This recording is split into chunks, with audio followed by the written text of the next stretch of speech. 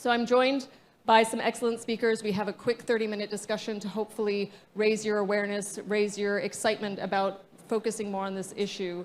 So I'm here with Bob Moritz, the chairman of PwC, Feike Sijbesma, also now chairman of the supervisory board of Royal Philips, former CEO of DSM, and Sheila Patel, who wears many hats, among which she's an ambassador of the Race to Resilience and running a number of organizations in India as well. So thank you for joining us. I'm going to start actually with you, Feike. You have been driving and pushing the business agenda for climate adaptation for longer than anyone I know in this area, co-chairing the Global Commission on Adaptation, which has now become an organization really driving work around the world on adaptation. Could you maybe start to give us some perspectives on how you have been trying to push this agenda with the private sector over the past number of years, and where you think we are today and where we need to be? Thank you very much, Antonia, and thank you all for being here. I think adaptation becomes an increasingly important topic. To be honest, at the COP in Paris in 2015, after that COP, it was made my switch a little bit, the importance of adaptation. Before, 10 years ago, 8 years ago, I said, I will not work on adaptation. I will only work on mitigation, because if I work on adaptation, it feels I throw the towel in the ring and I give up. So commitment to mitigation, not to adaptation.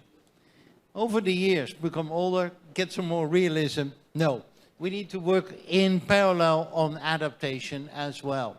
And as we see now with this COP here in Africa, there are already numerous people in the world who suffer today, not tomorrow, but today, because climate is impacting their food production, their water production, their cities, their infrastructure, etc.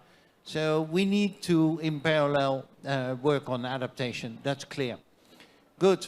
From a business perspective, business can have technologies, new seeds, how to make your agriculture resilient when there's flooding or droughts, new water systems, new protection of cities or infrastructure, etc. Those technologies are very important to protect the lives of many people today and in the future even more. I need to say, Antonia, that the involvement of the private sector in climate adaptation is still much too less, and less than it is in mitigation. And I think it needs to be more balanced. So my call is to everybody in the private sector, do more.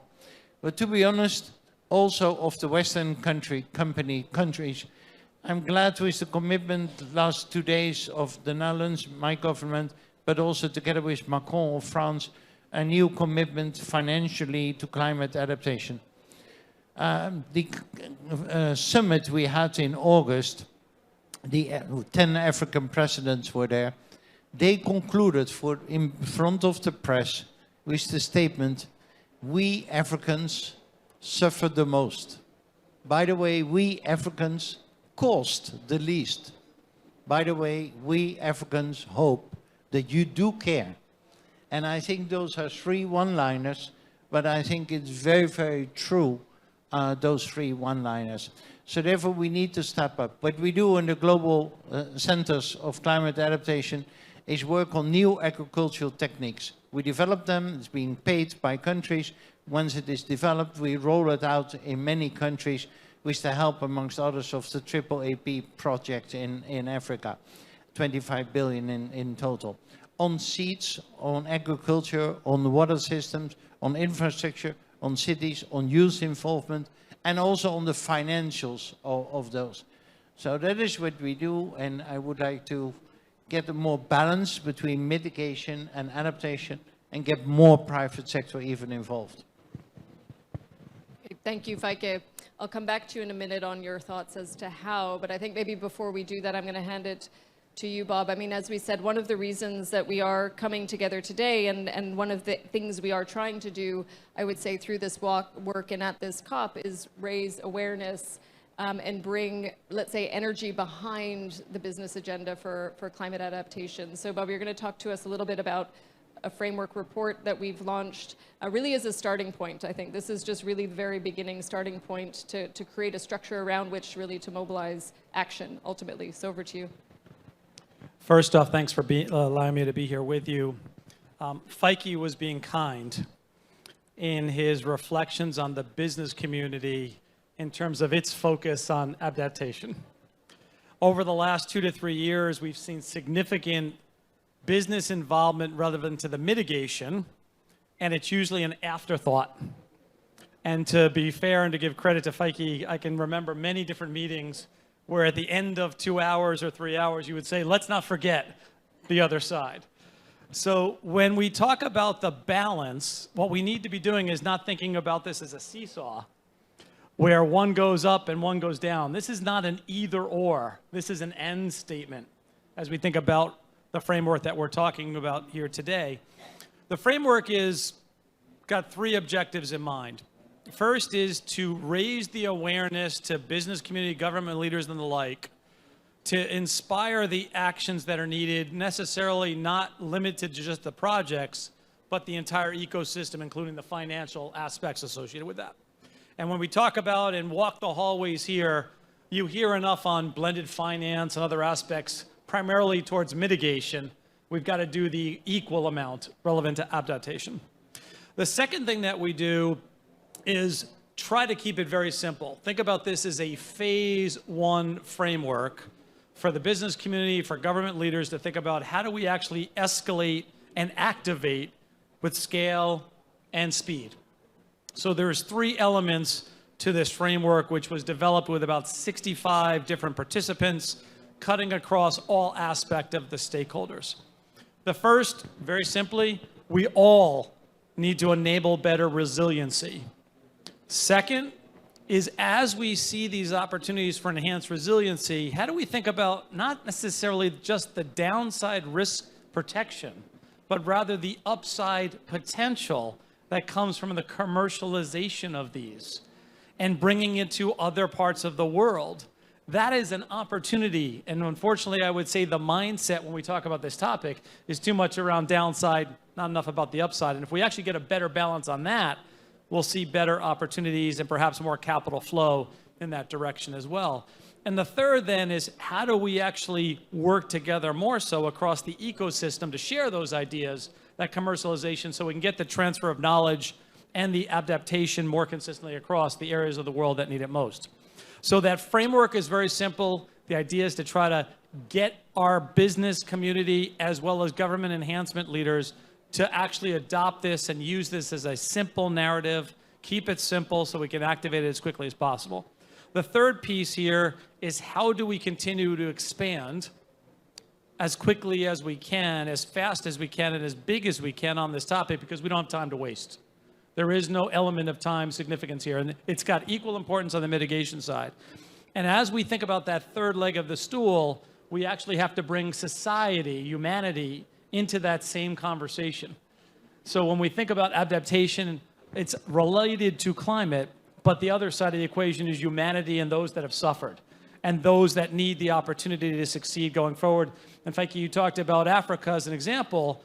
Well, let's talk about the opportunity to skill up, to take advantage of those opportunities and actually be productive, relevant to the GDP opportunity, that while we're trying to miss the downside and we're trying to capture the upside. So work in progress, trying to drive it, and we'll take it from here. Super, thank you. So indeed, make your assets more resilient, look at the opportunities and the upside in terms of solutions, but also scale that, accelerate it, as well as collaborate, I think, with ecosystems and communities. And Sheila, this is where I want to come to you, really, with 2 questions and frames. I mean, I know you do a lot of work with communities, and you continue to work with communities on driving resilience and supporting adaptation measures. So just your perspective on this, because the key third part of the framework is about, you cannot as a business solve this on your own. You will not be successful if you try. You need to collaborate with the ecosystem, your employees, your consumers, the citizens working with you and around you to do this successfully. And so these are really some of the examples we're seeing of success in this agenda. We need to scale it. So the question for you, on one hand, is what's your experience and how do we do this well? You also represent the Race to Resilience, and I know you are trying to mobilize a campaign, again, with the same agenda, driving more attention awareness into this. So would love to hear your thoughts. Okay, so I think that another ambassador to the Race to Resilience, Emma Boyd, who was on our commission, said, adapt or die. She said that at the last COP, and it shocked everybody. It was on BBC and everything. But it's important for every person in this planet to acknowledge that everybody needs to adapt to produce resilience for themselves, their family, their neighborhood, their city, because you cannot protect yourself alone. And the irony of this process, especially for those of us who live in the global south, is that more than 30 to 50% of people who live in our cities, in a planet which is now 55% urban, live informally. They are below the radar in everybody's eyes, although they are your critical consumers whom you don't count in the same way, because they are at the bottom of the famous pyramid. But the thing that we're trying to do is to make them not just recipients and beneficiaries and poor people, but serious actors and demand creators for the change we all need to make. And nobody has stakes more than they do, because their security cover is so little. They live in difficult circumstances, they earn inadequate incomes, they have very little mobility, and their homes are in very difficult conditions. So the campaign that we have started is called Roof Over Our Heads. I have a session on the 14th at 8:45 right here. What we are trying to do is to develop a locally driven, community-based, women-centered process where women work with the construction industry, the construction material industry, the people who design homes, engineers, architects, and explore ways by which they learn to transform their homes from the present survival situation to one that can survive extreme heat, extreme cold, extreme wind, and extreme rain, which is what is happening today as we speak in most of the people's homes. And we are trying to convince our mayors and our governments and all the global institutions to say, listen to what your consumers who live informally want, because they are also part of your market. So we have amazing partnerships with cement companies, with people who are working in the tin industry, people who are producing new carbon emission-less materials.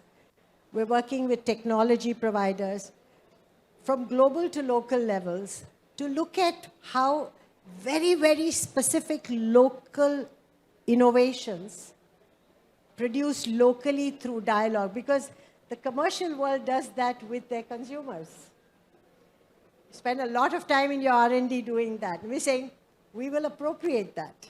We will make everybody work with us to produce these things so that they can come to global arrangements and become a critical market. Because one of the other things is that if today there are 2 billion people living in this condition, in the next 10 years, another 200 billion will join them as climate refugees, and there is no special research to know where they are going to go. They are going to come into the informal settlements, which we, as the elite and in our cities, have just ignored and marginalized.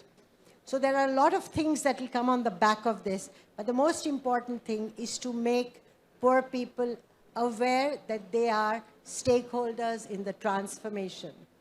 And the more people who join this, elite, non-elite, informal, urban, rural, north, south, the more transformation there will be. So the sister campaign for Roof Over Our Heads in the Global South is called Retrofitting for Resilience in the North, because there are lots of people living in government housing which is in very poor condition in terms of energy and resilience.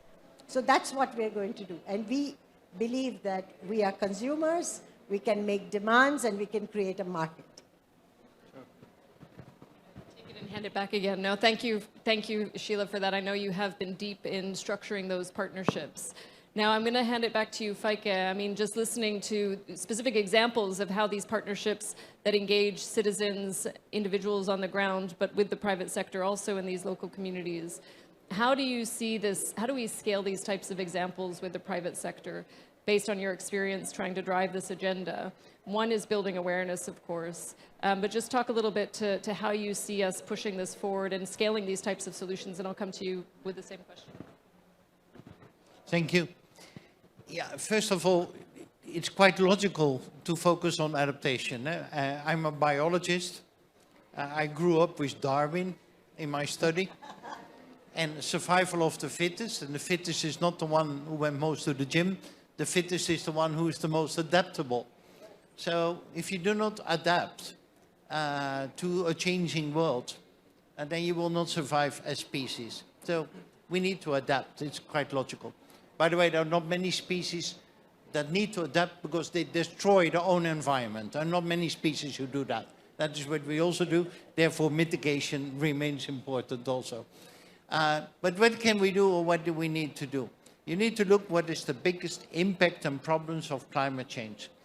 And I think one of the emerging problems, and maybe 4 problems, and there we focus also on the Climate Center on. It is food production that's really threatened. It is water, the availability of drinking water, the availability of water for irrigation to grow your crops, etc. Thirdly, cities, places where people live, who are in fire or who are burdened by floods or whatever, and the whole infrastructure. Those 4 themes we said are the most important. Now there's a lot of technologies by the private sector where they can help in seeds, in irrigation systems, in water provision systems, etc. But the private sector still is a little bit struggling with is, okay, mitigation we need to do to have a responsible company. Adaptation, what do we do? Do we need to give that for free? Because the people in Bangladesh or Africa or whatever are maybe not paying for this. So what do we need? I have those technologies, but if you have a lot of money, you can give that. I cannot give that to you. And we need to step up in our responsibility as a private sector also, like we did on the mitigation. We need to do that on the adaptation as well. But companies are struggling with this, and therefore I think the solution needs to be private-public partnerships. Here the public sector need to step up. Here we need also different measures of financing. And therefore we added as a 5th priority financing, and as a 6th priority also youth involvement of who it all is. And there are numerous technologies, that is the sad thing in the world. There are numerous technologies which can be of help already today. I talked the other day with the president of Ethiopia. 110 million people, 80% is farmer. And the president said also, my yields are going down every year. I cannot provide my own food for my own people. What do you want? That I have 90, 100% being farmer? I mean, some people need to be president like herself, or some people need to be teacher or fireman or whatever. 80% farmers is already quite a percentage, to be honest. So we need to get her, to help her to get the yield up. And we need to find with the private sector the financial models also to do that. Secondly, I say to the private sector, it is also in your own interest, and people don't realize that enough. Make your risk analysis of your own company.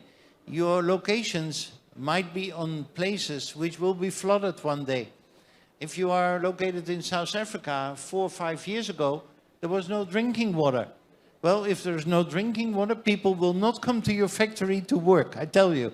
So if you don't adapt, it might also endanger your own operations if you don't work on that, or your own families. And like Bob was also saying, Antonia, we need that awareness to be increased. We need to, the technologies are available. We need to find the financial models to activate those technologies for those who need that.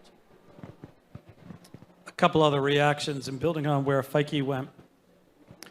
If organizations do a better job at their risk management and risk assessment techniques, they'll actually see where those trends are going and the changes they need to make. But I would caution them not to avoid the risk and run away from it.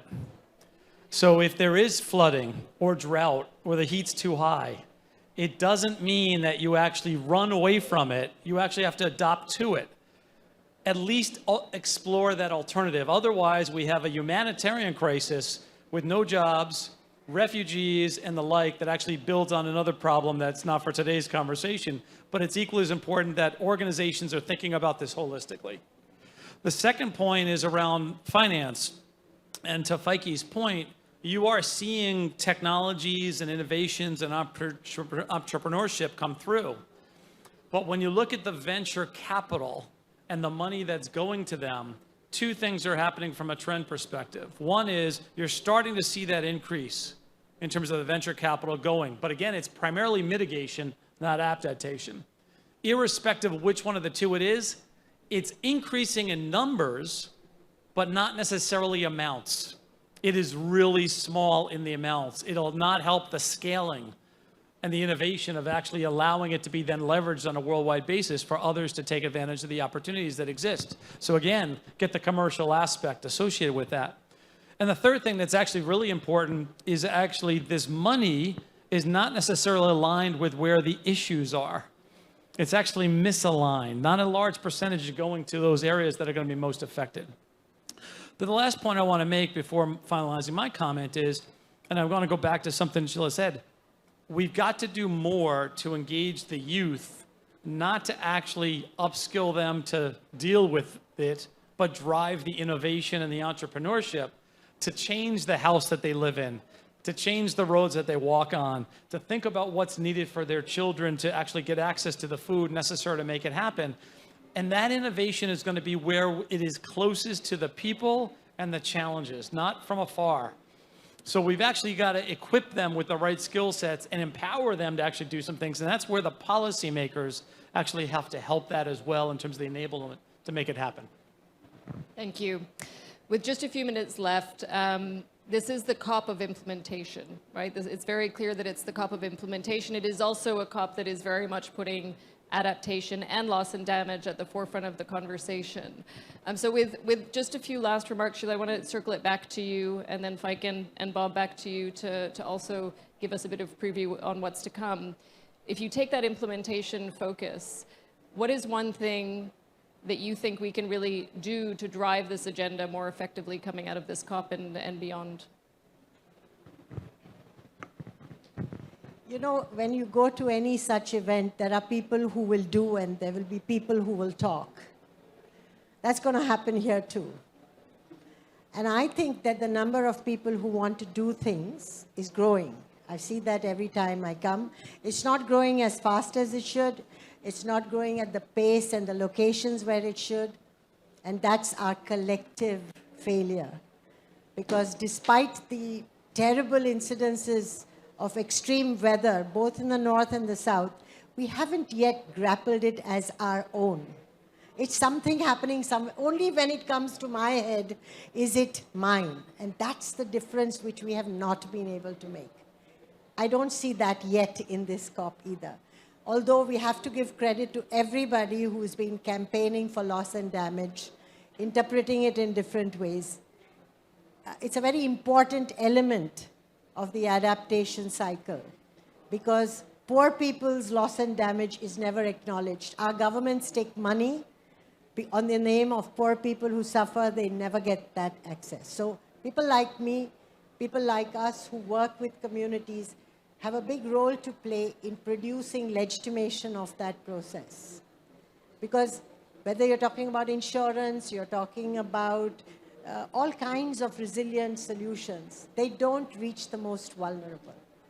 So those still remain. I don't see that happening yet, and that's a big failure on our collective part. Thank you. Thanks, and thanks, by the way, for all the great work that Sheila does. Really important. Well, I think we know what the main problems are in food, in water, and cities. We know that we need to finance. We need to get the private sector. So we need political commitment also, private-public partnerships. And my concern is that especially the people in the West who live well do not realize enough how big the problems are.